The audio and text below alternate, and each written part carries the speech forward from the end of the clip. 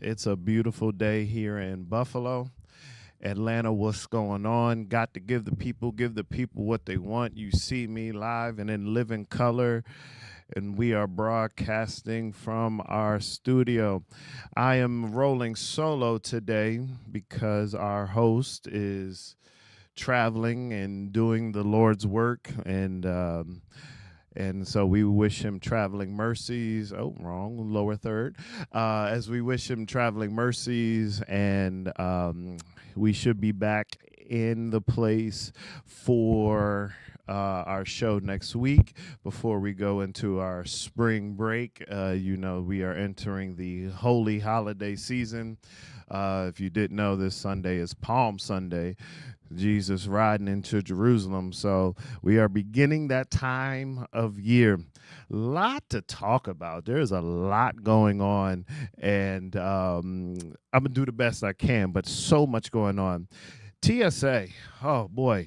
So the Senate, the United States Senate, spent the whole night passing their form of funding to Homeland Security to send to the House so they can end that phase of government funding so the TSA agents can start to get paid. They are now, I think, in almost 6 weeks of being unpaid. According to CNBC, the Senate reached a deal early Friday to fund most of the Department of Homeland Security, except for ICE, the Immigration and Customs Enforcement, and parts of Customs and Border Patrol. This is all according to CNBC. They advanced the bill to fund most of Homeland Security in a move to end the partial government shutdown that has disrupted air travel across the United States. Listen, you can turn on everywhere and you can see lines in all of our major airports that are hour, 2, 3, Atlanta, Hartsfield. I think you guys are pushing 4 to 6 hours on certain flights. So it's just crazy. We've been calling for this to happen.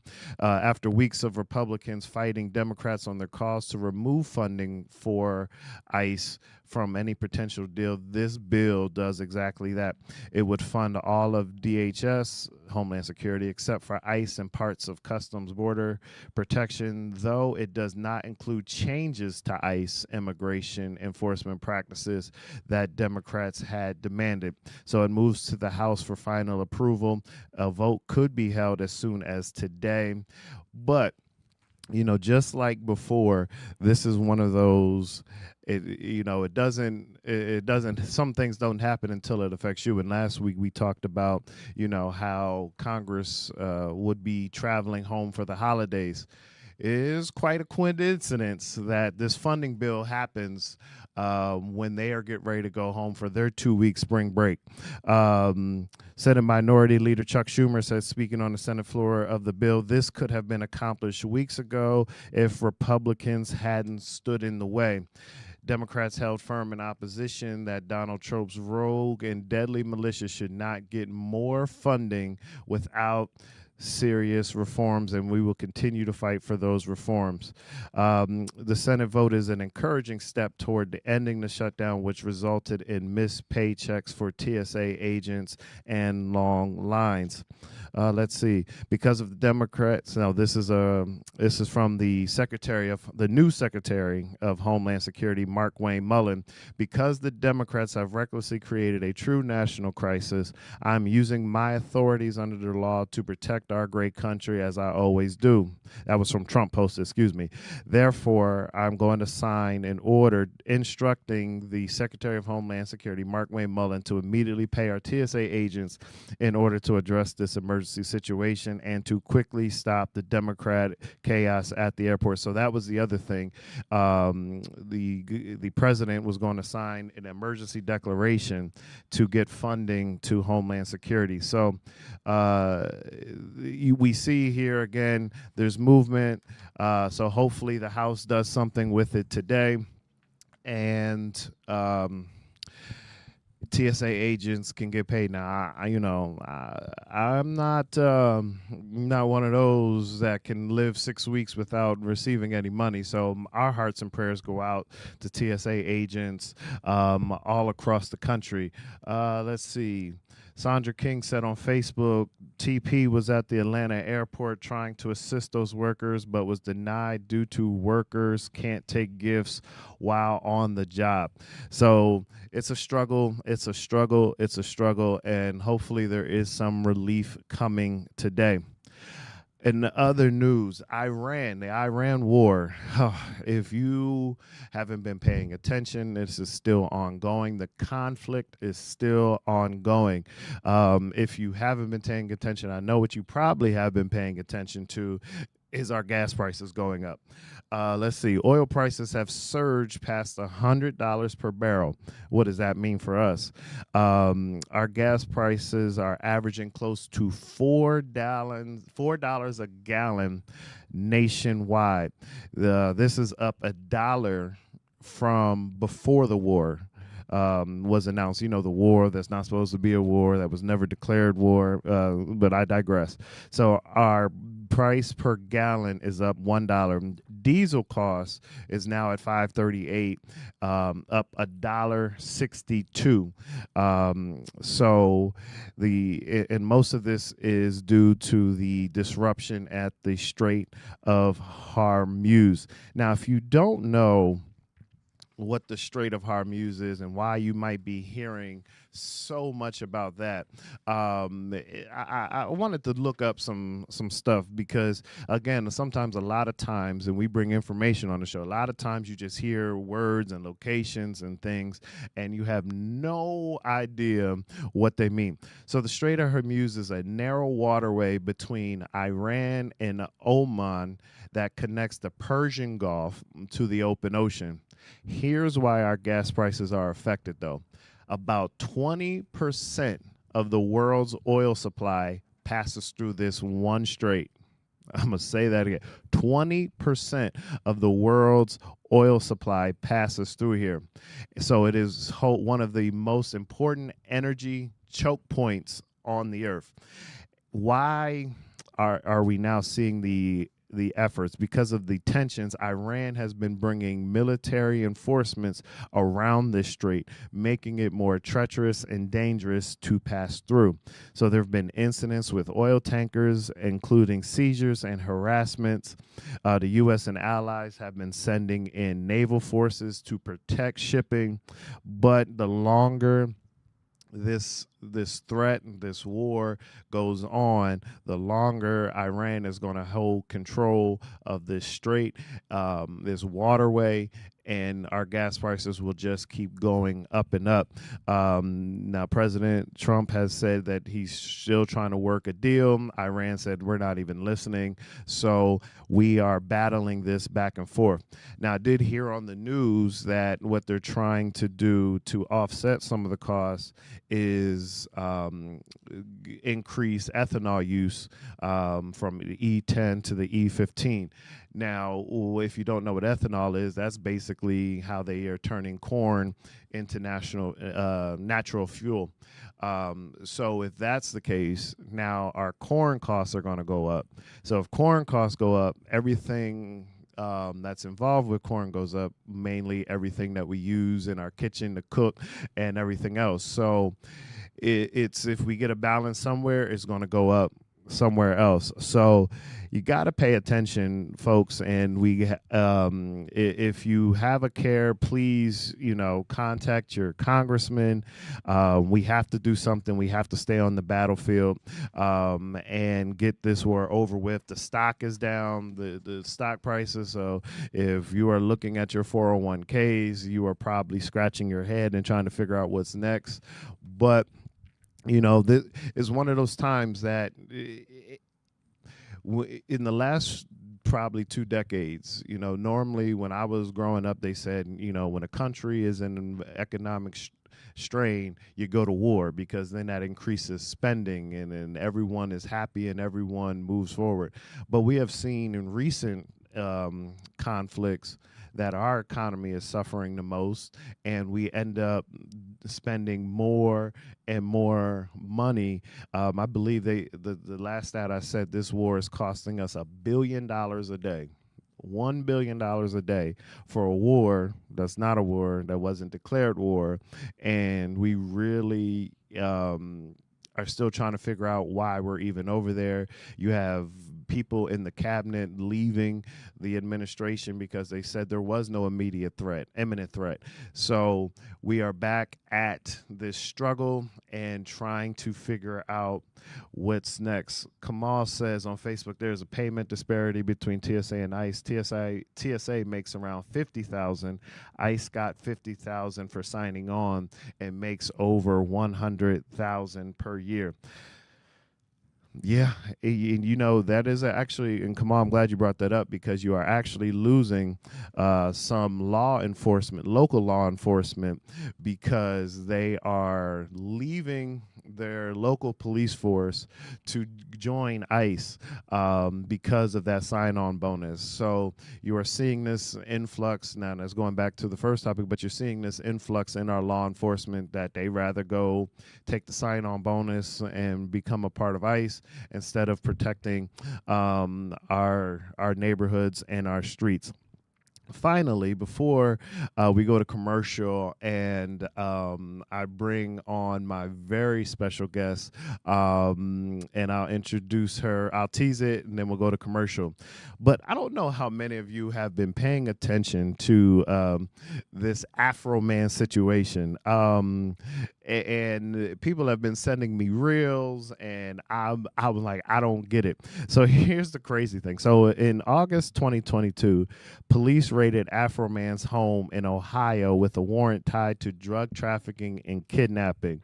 Now, if you don't know who Afro Man is, he had a very interesting song that kind of went popular. Won't say it on this show, but it was about, using drugs. So apparently the feds got a tip that he was trafficking drugs and humans and kidnapping. So they raided his house based on a tip. Officers forced entry. They searched the home, seized items, including cash and electronics. However, there were no charges ever filed against Afro Man. Here's where the story turns. So Afro Man, who had cameras set up all over his house for whatever reason, he used his home footage to create songs and music videos against the officers that were in his house. So he nicknamed some of the officers. So one song was called Lemon Pound Cake, and there was another song he released called Will You Help Me Repair My Door? And these videos showed the officers inside his home, including the moments that went viral. He actually monetized these videos, so he made money off of the security footage of these officers in his house. Deputies from the Adams County Sheriff Office ended up suing Afro Man for him using these footages in his music videos and making money. They claimed that it was an invasion of privacy, emotional distress, and unauthorized use of their likeness, because there was so much so that people started sending pound cakes to the police station, sending pound cakes to officers' house. So they did get trolled a little bit based on these stories. Officers argued they did not consent to being in the commercial content. Afro Man filed a countersuit against the officers where he claimed the raid was unlawful and claimed property damage. And because it was his own security cameras, he claimed that the footage was his property and he could legally use it. So it became an issue on First Amendment rights. Can police officers claim privacy while performing official duties? Can civilians use footage of law enforcement for profit? And so we ended up in this debate on this court case ended up being over free speech, policing, profit, and what do police officers have the right to do? This case ended up coming to a head. The thing over last week where a judge dismissed several of the deputies' claims against Afro Man, and then the key arguments around privacy, emotional distress were weakened. And then the court leaned toward the ideas the officers were performing public duties and the footage claimed was Afro Man's own property. So he ended up, the officers didn't win. An Afro man is running around, I think, even celebrating more and more on social media, celebrating his victory. I think where we end up, and you have to be careful because, not all of our stories end this way. Not all of African American stories and police end up with a court victory, and especially while he's still alive.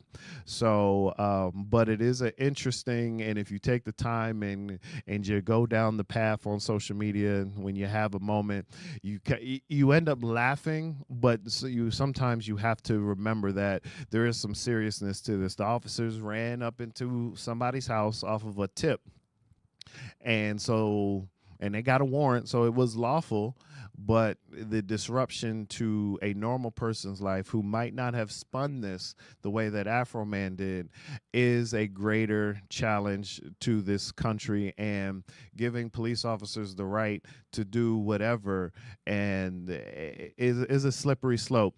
Listen, when we come back from break, like I said, I have a very special guest. She is near and dear to my heart. If you haven't put it together, she is my sister, but more importantly, she has an earned doctorate. She is accomplished senior leader, life and executive coach, and public speaker. And as we dive into more of her history and what she's doing now and her book, I will let you hear from her. But when we come back from break, make sure you share this with every woman that you know. We are closing out a Women's History Month with a very powerful guest, my sister, Dr. Michelle Pope-Burroughs. We'll be right back.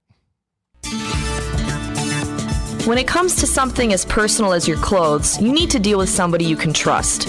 That's why so many people turn to Hobson's Dry Cleaning, conveniently located in the heart of the community at 874 East Delavan at the corner of Wyoming. When you take your clothes to Hobson's, you can trust that they'll be ready on time. You can trust that your whites will be white. You can trust that you'll always get a fair price and service with a smile. You can even trust that you won't have to get out of your car if you don't want to. Hobson's has a drive-through window for your convenience.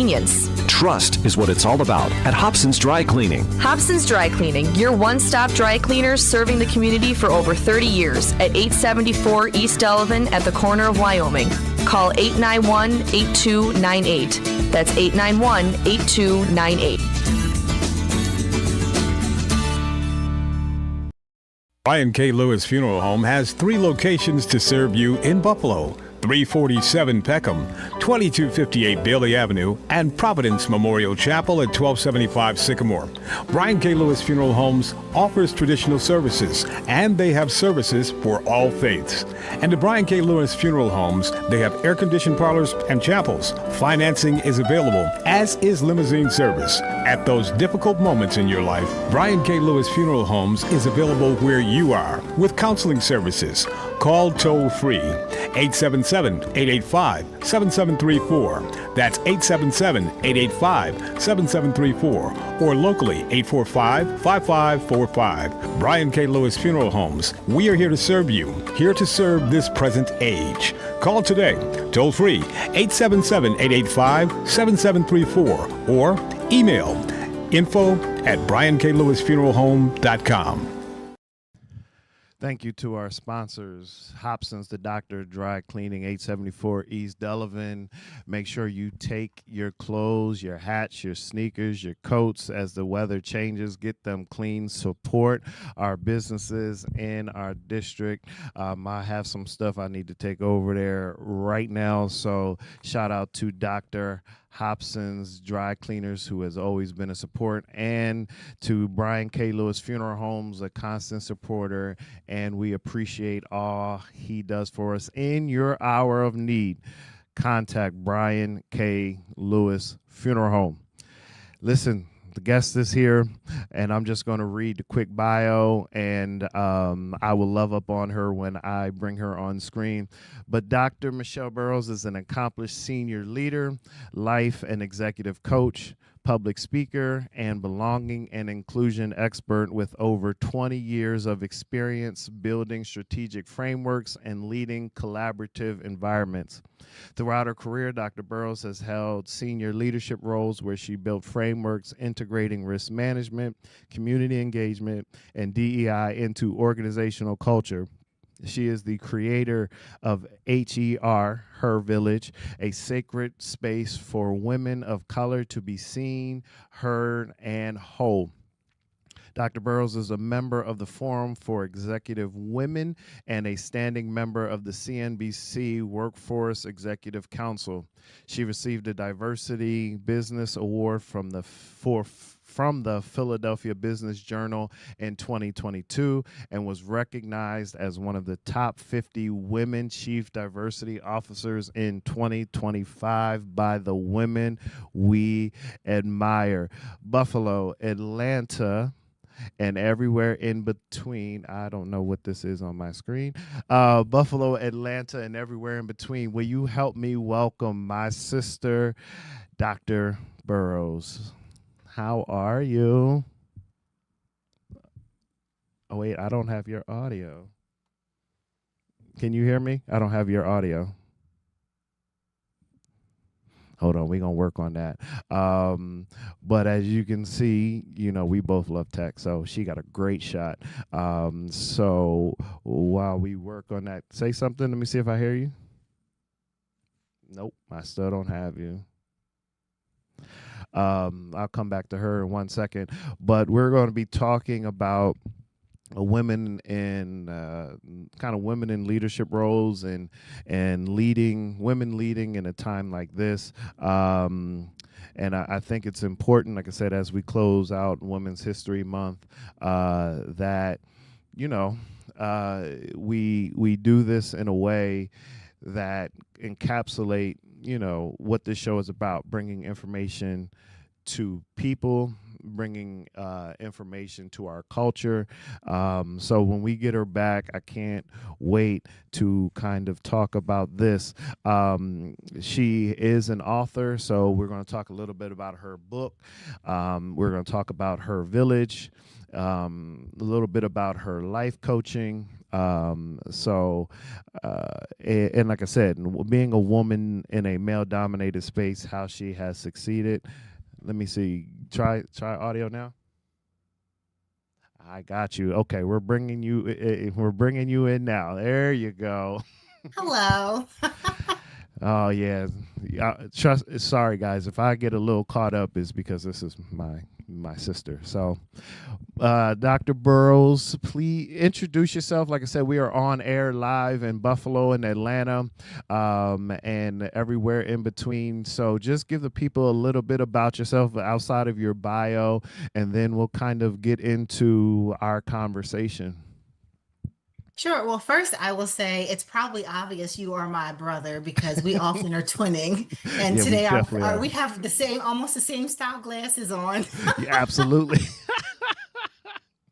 Same smile, but I had it first. Yes, you did.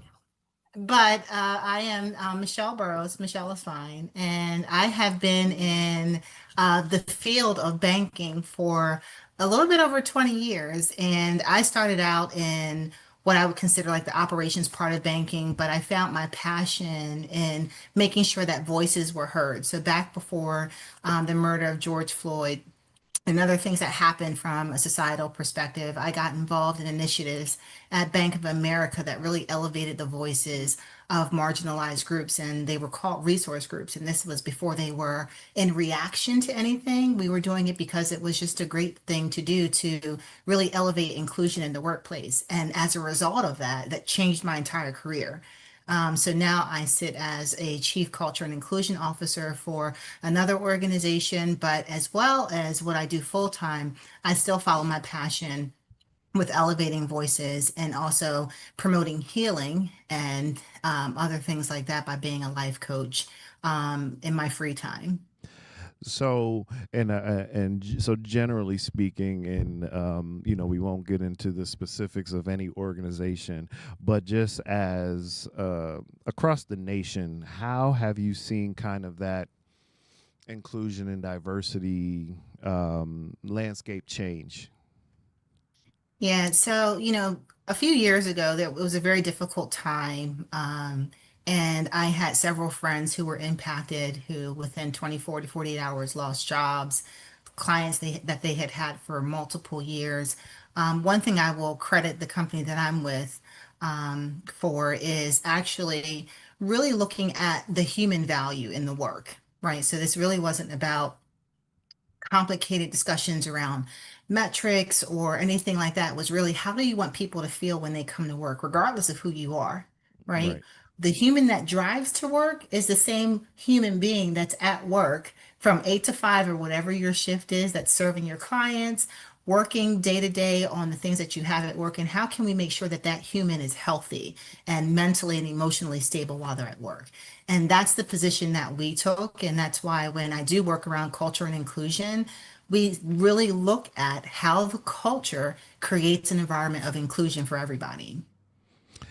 And I think that's important. And I think, like you said, with as this landscape has changed and it makes it difficult to have some of these conversations, I do think it's important that companies still do something, and so you don't keep people feeling isolated and not a part of the bigger organization, company, whatever.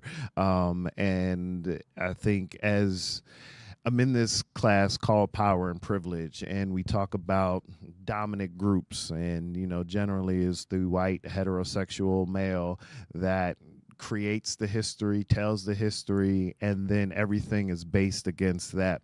But we even as a woman, and in this Women's History Month, as you said, as long as I can remember, you were in senior management roles, back to when I was in high school still and up until now. As a woman, and especially as a Black woman in a male dominated space, how have you managed to succeed all of these years, keep climbing the ladders, and stay in these leadership roles in this society?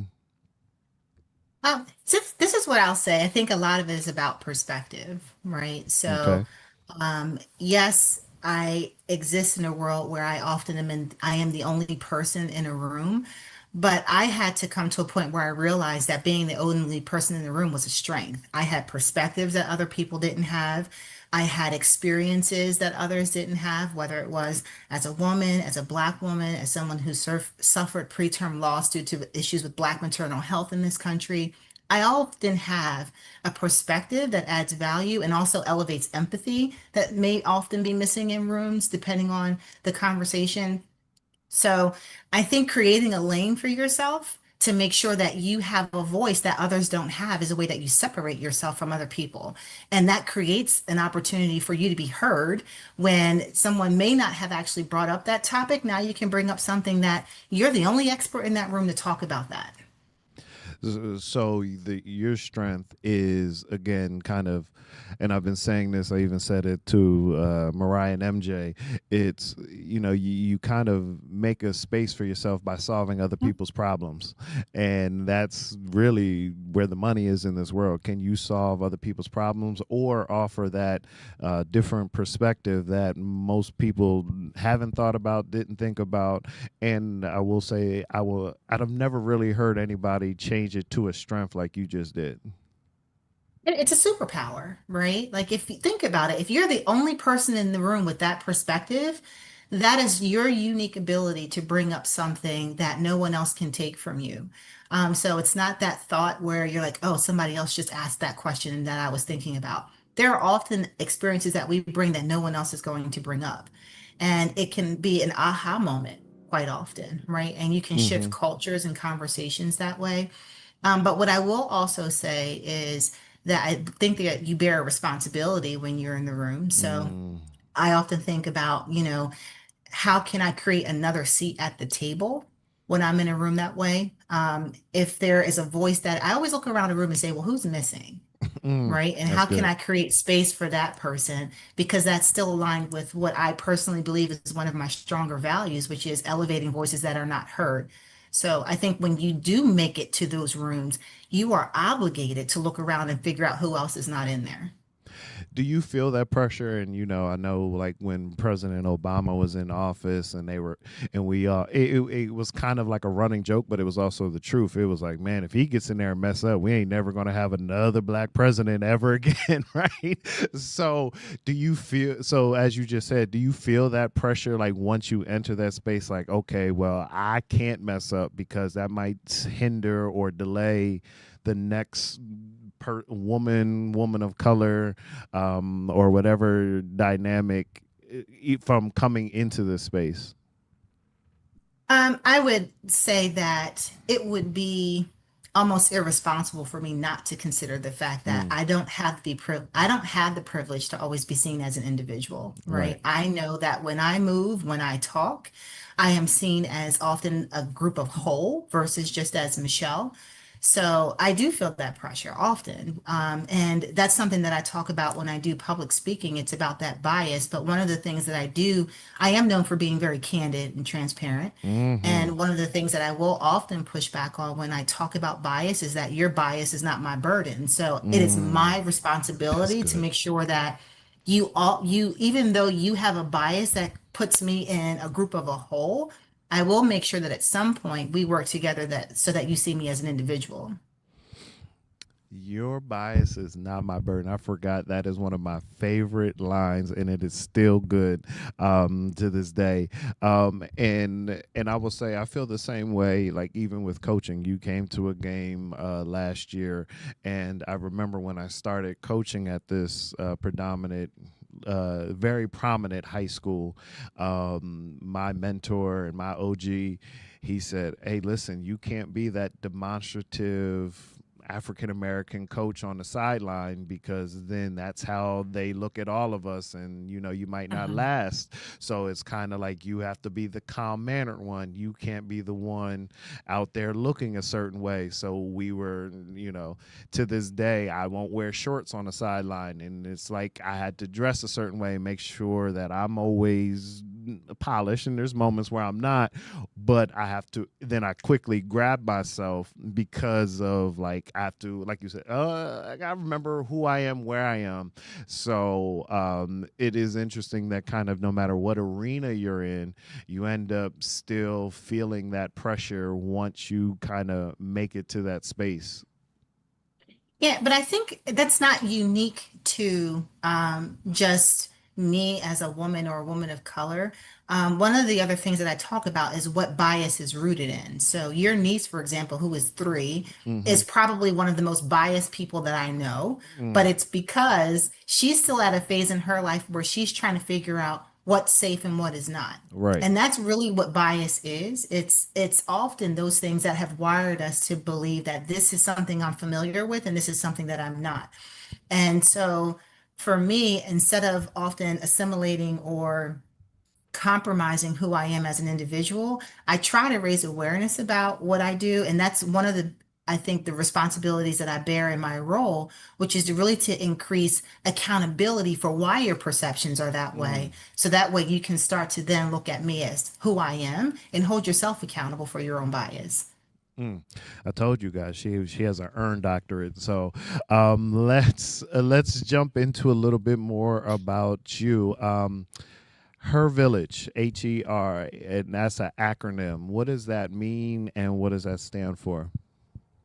Her Village stands for Healing, Empathy, and Recovery. And it's a platform that was created because I personally realized that I was like emotionally depleted, right? And I didn't have a space. It's interesting that as women, we run and we don't often take a moment to pause and put our face mask on before we help others, that analogy from the airplane. But as women of color, we are less likely than anyone else to appear vulnerable and to say that, hey, I'm not okay. Because we've been trained culturally and society Mm, within society that we always have to be strong. There's a whole thing about strong black woman, right? mm-hmm. But saying that we're not okay is not a sign of weakness. Right. And that's what Her Village was created for. It was a space for us to say, I'm not okay. I need a community of women where I can talk about, where I need help and support. You know, it's interesting you said that. We had the New York State Attorney General on, Letitia James, and when she was talking about the trouble she got, that the current administration is trying to lay at her feet about buying a house for her niece and her family to make sure she got, on the right path.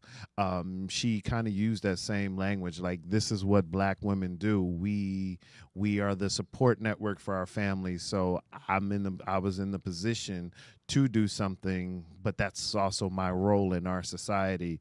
And how, and I was raised by mostly women, so as that strong Black woman, that we always, like you said, we always use that term, but that's also sometimes a term that people will throw back at a Mhm. strong Black woman as an issue. So can you talk a little bit about that dichotomy? And even as you said, you speak candidly. So do you have to find yourself in a fine line where it's like, I'm candid, but then I got to cut it off at a certain point before they think I'm too strong? Um, so here, let me start with, the first part where it's about, Black women feeling like we always have to have on that strong face, Mm-hmm. right? One of the things that we talk about in her village is that rest is not something that is not available to you. It's a requirement for you, right? Mm, It's not an option, it's a requirement. We have to learn that it's okay to rest, and rest is not a sign of weakness, it's actually a sign of self-care. yes. That being said, we have to collectively also start to support each other in that by not being critical of each other. If someone says, I, for example, don't want everyone to have access to me right now, Right. I think that we often have this tug of war with ourselves and with each other where it's time to press pause because people are used to always having access to us. When we want to pull that back so we can recharge, Mm-hmm. then there's criticism that comes behind that. Right.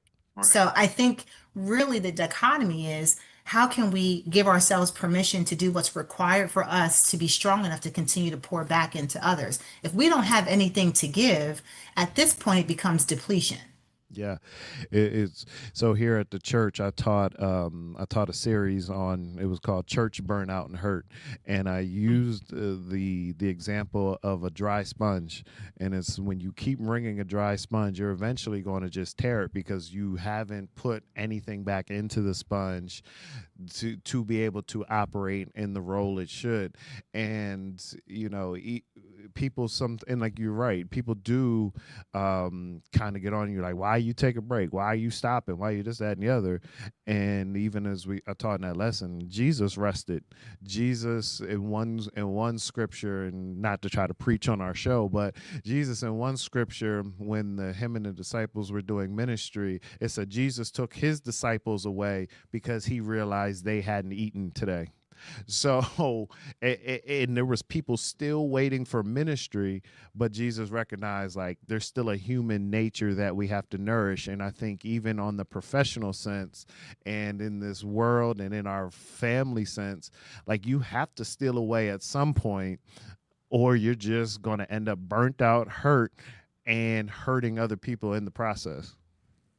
And here's also what happens if you don't take time to rest, you never pause for silence, right? There's so much power in silence and learning what is happening up here. After, if you Mm, don't listen after a while, it just becomes noise. You hear a lot of yeah. chatter, but you can't sort through it because Mm, it's just all of this stuff, right? So you kind of have to pause long enough to listen to what your mind is trying to tell you. And wow. I find it very interesting that we think that if we just don't deal with things, it'll go away. I Hmm. compare it to like that storage closet in your basement or a storage facility, right? It doesn't go anywhere. It just waits for you. It's just, It's so it's true. still there. You just keep closing the Emotions door, and lights off. you just close the door. It's still there. So Yeah. at some point you have to stop long enough to go back and unpack it and figure out like what am I going to do with all this stuff? Yeah. right?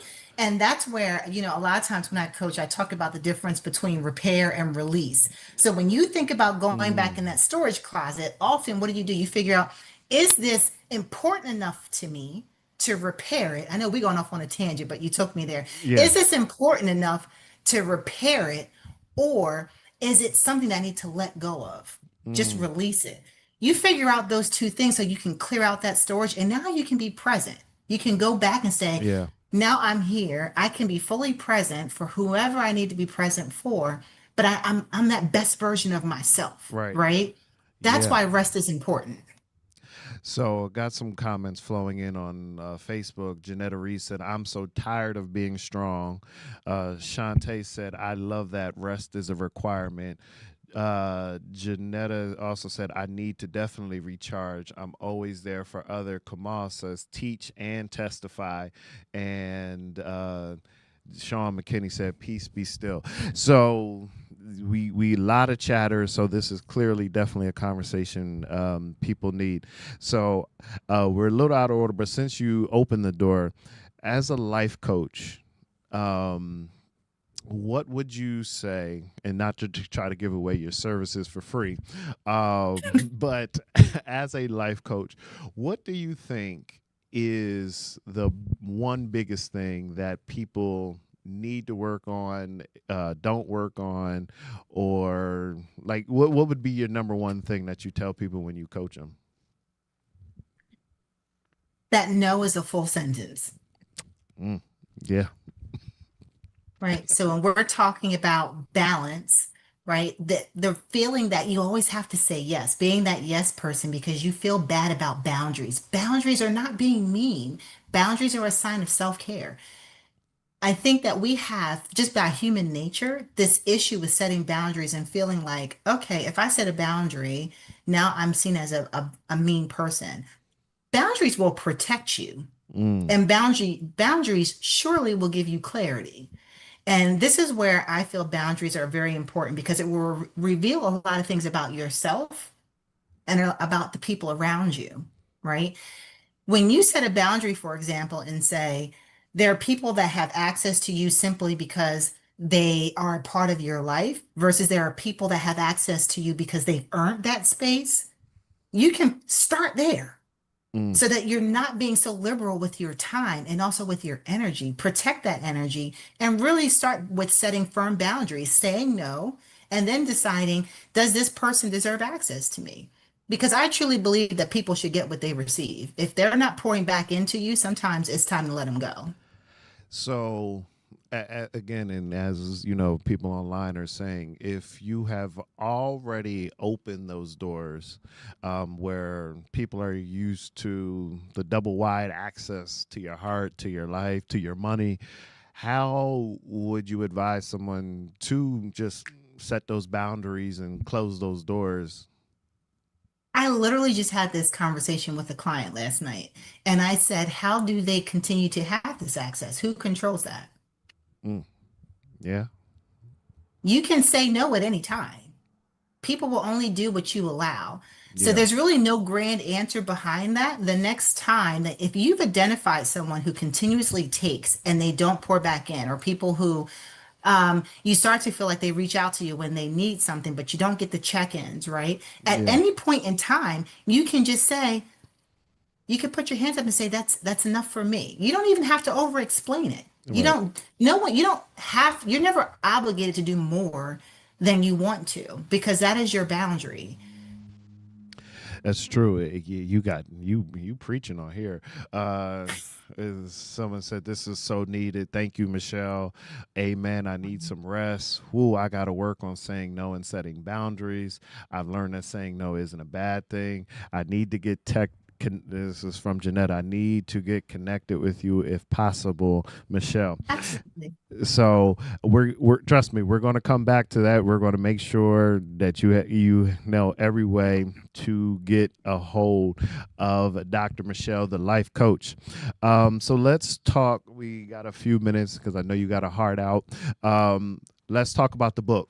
What's the name of the book and what's it about? So, Journey to Her, I released it during Black History Month in February. It's available on Amazon. And Journey to Her, I wrote honestly because it was coming from a place of healing for myself. Everything that I do is authentic because I'm trying to work through myself how to deal with certain things. And I had also gotten a lot of questions from women who wanted to attend the Her Village retreats because I do offer retreats. I'm working on making them virtual.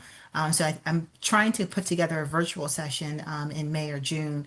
But Journey to Her was really an opportunity to take that retreat experience and put it into a workbook so women can actually follow the conversation on their own time. What it is not is when you go buy these journals and you think that it's going to be a self-help book and they're quotes with a bunch of lines to ask you to write down your own thoughts.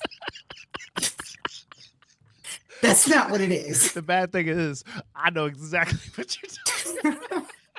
That is not what it is. Just want to preface that. You're going to do some work, right? Right. From the very first exercise, it goes in. And I've had someone call me and say, I looked at the first exercise and said, I need to come back to this because it is going to make you dig deep, but it takes you on a journey. Yeah. Who is she? Who do you want her to be? And that's why it's called Journey to Her, because it's really taking you through the beginning phases of that healing, empathy, and recovery.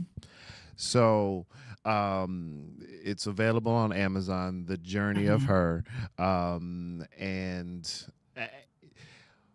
what, ooh, like I said, it's tough interviewing your sister because it's like you want to ask certain questions, but it's like you already know the answer to that. But so in your process, I know you are also very passionate about Black maternal health. Is that part of the journey of her? Yes. So I would say for me personally, this whole journey started when I lost your nephew, right? Yeah. And I think for me, it helped me define my purpose. And when I ended up going into preterm labor at 6 months because I was not heard when I called the hospital, because there's a bias out there that tends to make people desensitized to Black women when we're saying that we don't feel well or we have pain, right? 3 days later, I end up in a hospital for almost 2 weeks upside down in Trendenburg, and they couldn't stop my labor. That's where I decided, how can I make sure that this doesn't happen to someone else? And it kind of evolved from there. Same thing when I finally did have the blessing of my daughter, Nomi, who has special needs, right? Everything that I do is really around trying to make sure that I touch enough people that even when she's old enough and there's a day where I'm not here, did I do my part to touch enough people to make the world better so Wow. that way I know that she will be okay? Are Wow. there enough good people out there now that I know that they will take care of her if I'm not here? Wow. Do you, and I don't want to get off the journey of her, but you just went somewhere, so I want to ask, how do you handle when you are trying to make those changes, that you are trying to make sure that there's enough good people? How do you deal with that frustration when you feel like it's not happening or not happening fast enough? I pivot and I try to figure out like what can I do differently, right? Because at the end of the day, I'm balancing the fact that I'm a professional, but I'm also a parent and I'm a mama bear because if somebody messes with my kids, I'm Mm-hmm. coming, right? Mm-hmm. So I just try to find a different way to pivot. And for me, what I realized is in this journey, um, I personally was not my best self because I was tired. And that's where a lot of this came from. So I tend to look at introspection versus looking outward to other people because a lot of the ways that we experience the world has a lot to do with our own lens. Mm. I definitely agree with that, and I think it becomes so easy to say they, but you ignore me, and I tell people all the time, some of the most annoying things that people do is, one, not taking accountability for their own actions, and if someone is telling you you're wrong and everything you say in response is blaming somebody else, then you're not seeing the point, the picture, and you definitely need some work.